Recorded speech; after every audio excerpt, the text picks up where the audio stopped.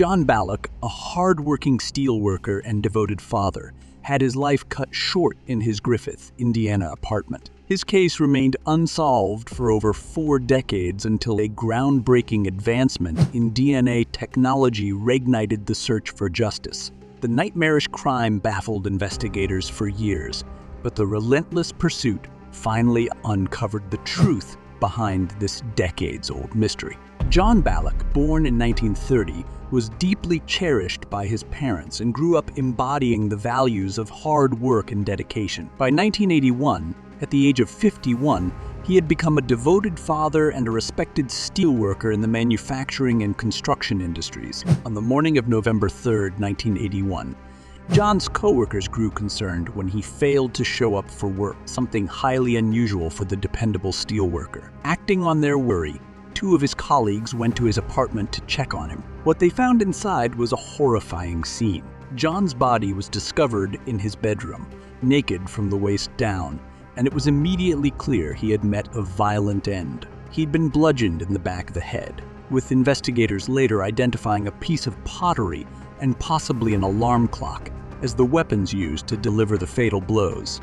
Both items were found shattered near his body, further emphasizing the ferocity of the attack. The crime scene told a story of chaos and brutality, with blood spattered in several areas of the apartment, highlighting the struggle that had likely taken place. The investigators noted stains on a cabinet in the living room, a jacket over the couch, the bathroom sink, a green towel, and a china cabinet in the hallway. The most blood, however, was concentrated in John's bedroom, where his body was ultimately found. Each detail pointed to a violent confrontation, yet the motives behind the attack remained a mystery.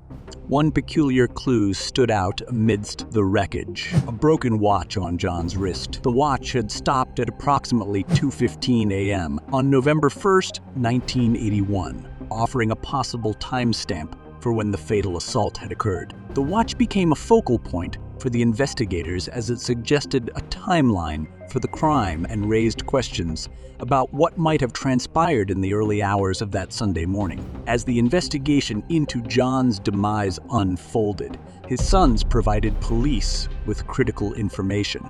They revealed that their father was a regular at a local bar called John's Place. A bartender from the establishment told the investigators that she had seen John there on the fateful night, accompanied by a younger man she did not recognize. The man was described as a white male, approximately 5'8" tall, with a medium build, straggly, dirty blonde hair, and dark eyes.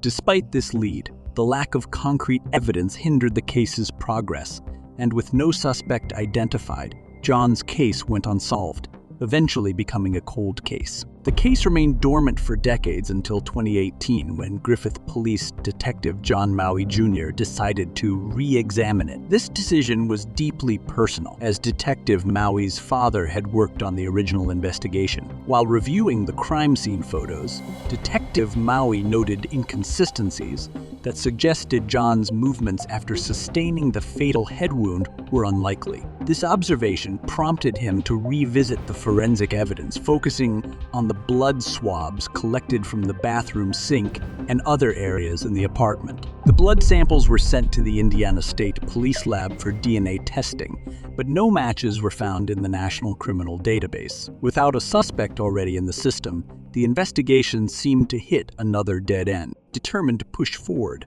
Maui sent the DNA samples to Parabon Nanolabs.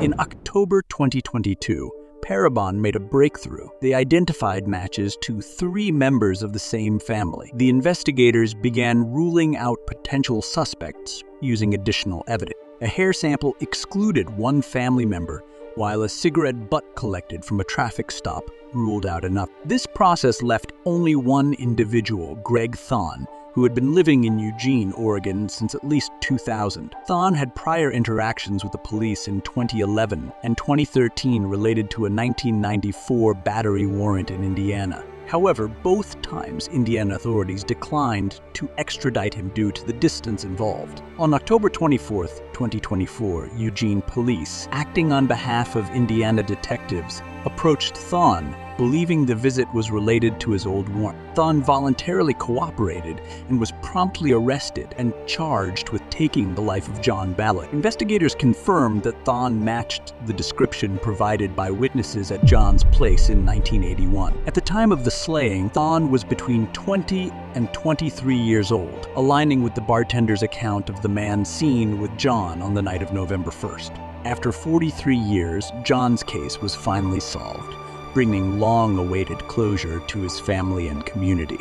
The dedication of Detective Maui Jr., combined with advancements in DNA technology, proved instrumental in identifying the suspect. Gregory Thon is currently in custody at the Lake County Jail, awaiting trial for the crime that haunted Griffith, Indiana, for more than 4 decades.